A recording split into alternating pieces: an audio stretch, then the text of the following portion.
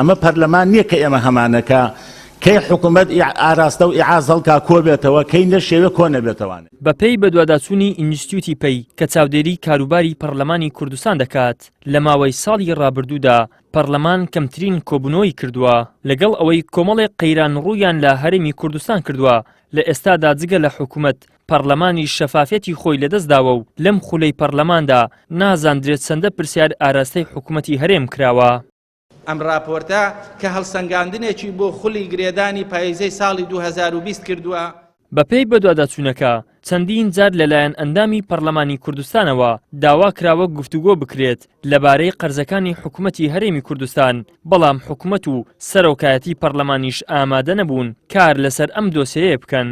پەرلەمان نەیتوانیوە وەک پێویست بە ئەرکی یاسادانان هەڵسێت لە کاتێکدا بۆشاییەکی زۆری یاسایی لە هەرێمدا هەیە و زۆرینەی یاساکانیش بەهۆی گۆڕانکاری سەردەمەوە پێویستیان بە هەموارکردنەوە هەیە. کەچی لەم خولی گرێدانەدا تەنها 2 یاسای پەسەند کردووە. ئەو یاسایانەی پەرلەمان دەری کردوون هەم لە ڕووی شکلی و هەم لە ڕووی مەوزوعیەوە گرفتیان هەبووە و هەیە. هەر بۆیە لەگەڵ دەرکردنیاندا پێویستیان بەوە بووە هەموار بکرێنەوە. چەندین جار داوای ئەندامان بۆ گفتوگۆکردن لەسەر قەرزەکانی سەر حکوومەت کە هەیە لەم خولەدا، بەڵام ئەمەشیان کارێکی لەسەر نەکراوە. لە ماوەی خولی گرێدانی پاییزەدا پەرلەمانی کوردستان تەنها 11 دانیشتنی ئەنجام داوە لە کاتێکا بەلای کەمەوە دەبوو 35 دانیشتن ئەنجام بدات. بەشێک لە ئەندامانی پەرلەمانی کوردستانیش پێیان وایە پەرلەمان بە بارودۆخێکی ناهەمواردا تێپەردەبێت و بەتایبەت کە دەستەی سەرۆکایەتی پەرلەمان پێشێلی یاسا و پەیڕەوی ناوەخۆ دەکات. پەرلەمانی کوردستان لە ماوەی ڕابردوو دەتوانم بڵێم لە 2 مانگی ڕابردوو بە دۆخێکی زۆر نالەباردا تێپەڕی. ئەمە شۆکارەکەی بۆ دەگەڕاوە فراکسیۆنەکانی ئۆپۆزیسیۆن هەر یاداشتێکمان بەپێی پەیڕەو دەدایە سەرۆکایەتی پەرلەمان کاری پێ نەدەکرد و حیسابی بۆ نەدەکرد و وەڵامی نەدەداینەوە. هەتا لە کۆبوونەوەیەک لە کۆبوونەوەکانی پەرلەمان کە دوور لە پەیڕە و دوور لە یاسا سەرۆکایەتی پەرلەمان نوقتە نیزامیشی لە پەرلەمانتاران قەتع کرد و ئەگەر بانکێشتی حکوومەتمان دەکرد حکوومەتی مولزەم نەدەکرد بۆی بێتە پەرلەمان. ئێمەش خواست و داواکاری خەڵک وای لێکردین کە بەڕاستی ینی هیچ کە ئەم دۆخە قبوڵ نەکەین ئەوەی لە پەرلەمان دەگوزەرێ.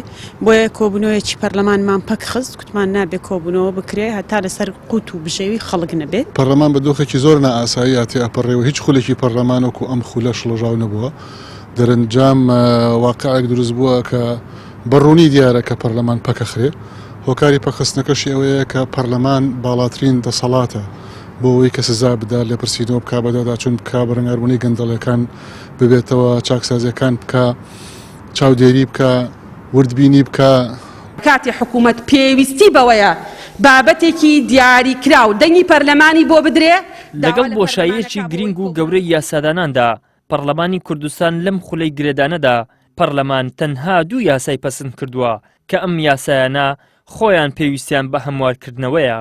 لەبارەی پێشەلکردنی پەیڕەوی ناوەخۆی پەرلەمانیش سەرۆکایەتی پەرلەمان لە ماوەی خولی گرێدانەی پاییزەدا تەنها 11 دانیشتنی ئەنجام داوە لە کاتێکدا بەپێی پەیڕەوی ناوەخۆ دەبوایە لایەنی کەم 35 دانیشتن ئەنجام بدرایە. ئەوەی جێگەی سەرنجە بە دواداچوونی ڕێکخراوە مەدەنیەکە ئەوەش ئاشکرا دەکات لە کۆبوونەوەی 6 مانگی ڕابردووی پەرلەماندا چەند پەرلەمانتارێک هیچ قسە و مداخلەیەکیان نەبووە کە ئەوانیش 4 پەرلەمانتاری فراکسیۆنی پارتین. ئیدریس محەممەد، کەناڵی ئاسمانی پەیام، هەولێر.